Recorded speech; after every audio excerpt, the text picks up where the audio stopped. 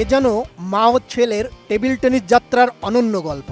পল্টনের শহীদ Tajuddin Ahmed wooden ফ্লোরে শুক্রবার শুরু হয়েছে 40তম জাতীয় টেবিল টেনিস চ্যাম্পিয়নশিপ।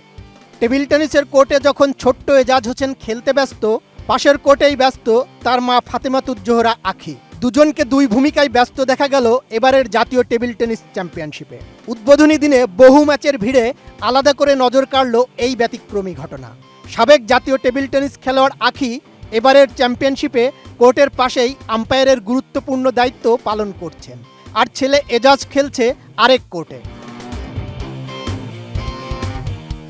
আখি একজন লেভেল 2 টেবিল টেনিস আম্পায়ার। পুরো জাতীয় প্রতিযোগিতায় সব মিলিয়ে 17 জন আম্পায়ার দায়িত্ব পালন করছেন। এর মধ্যে মাত্র 2 জন নারী আম্পায়ার, এদেরই একজন আখি।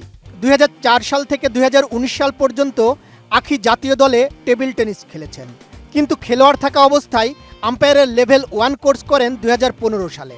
এরপর 2025 সালে তিনি লেভেল 2 পাশ করেন। বিজলি কেবলসের স্কিন কোটেড ইনসুলেশন আগুন প্রতিরোধী। বিজলি কেবলস, নিরাপদ আজীবন। এজাজ প্রথমবারের মতো অংশ নিচ্ছে জাতীয় টেবিল টেনিসে। আজিমপুর রনিত স্কুল অ্যান্ড কলেজের 5ম শ্রেণীর ছাত্র টেবিল টেনিসের জাতীয় আসরে অংশ নিলেও এজাজের মধ্যে ছিল না কোনো ভয় ডর। নওগাঁ জেলার হয়ে খেলা এজাজ প্রথম রাউন্ডেই জয় পেয়েছে।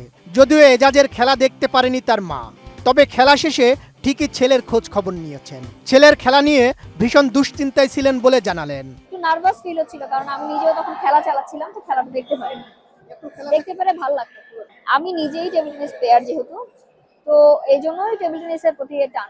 কারণ আমার কোচ যে সে নিজেও টেবিল টেনিস প্লেয়ার ছিলেন, আমার ছেলের এবং আমার একজনই কোচ রিপন খান। আখির রক্তে টেবিল টেনিস, তাই তো নিজের ছেলেকেও এনেছেন এই খেলায়। ছেলের হাতে মোবাইল ল্যাপটপের মতো ডিভাইসের বদলে তুলে দিয়েছেন টেবিল টেনিসের প্যাডেল। প্রত্যেক শিশুর কোনো না কোনো খেলার সঙ্গে সম্পৃক্ত থাকা উচিত বলেই মনে করেন আখি। বাংলাদেশের বাস্তবতায় টেবিল টেনিস খেলাকে পেশা হিসেবে নেওয়ার সুযোগ খুব কম, তাই তো আখি খেলা ছেড়ে ক্যারিয়ার বেছে নিয়েছেন অন্য কিছুতে। বর্তমানে বেসরকারি প্রতিষ্ঠান হেলথ কেয়ার ফার্মাসিউটিক্যালসে চাকরি করছেন তিনি। চাকরির পাশাপাশি আম্পায়ারের কোর্স করা ও খেলা পরিচালনা করা বেশ কঠিন, তারপরও তিনি দুটোকে বেশ ভালোভাবে সামলিয়ে নিচ্ছেন। আমি চাকরিজীবী, কিন্তু আমি চাকরির পাশাপাশি এখানেও সময় দিচ্ছি। বেসরকারি স্কুলে না, ফার্মাসিউটিক্যালসে আছি। ওই সময় বের করে কিভাবে খেলার সঙ্গে সময়টা অ্যাডজাস্ট করেন? ওই অফিস থেকে ছুটি নিয়ে আর কি, রিকোয়েস্ট করে। প্রাইভেট চাকরি ছুটিতে সবসময় পাওয়া যায় না, কিন্তু আমাদের বসরা খুবই ভালো, যার কারণে ছুটিটা পাওয়া যায়।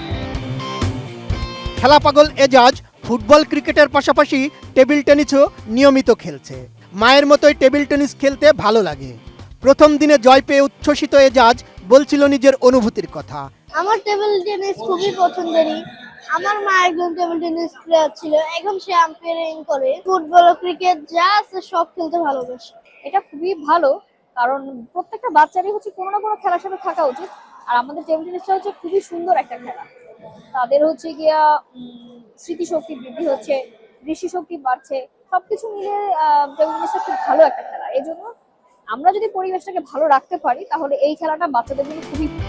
টেবিল টেনিসের নারী আম্পায়ার ফাতেমাতুজ্জোহরা আখি এবং ছোট্ট এজাজ হোসেনের মতো খেলা পাগলদের হাত ধরেই বাংলাদেশের টেবিল টেনিস আরও এগিয়ে যাক, এমনটাই প্রত্যাশা সবার। পেশাগত জীবনের ব্যস্ততার মাঝেও খেলার প্রতি তাদের এই ভালোবাসা নতুন প্রজন্মের জন্য যে এক দারুণ উদাহরণ, সেটা না বললেও চলে।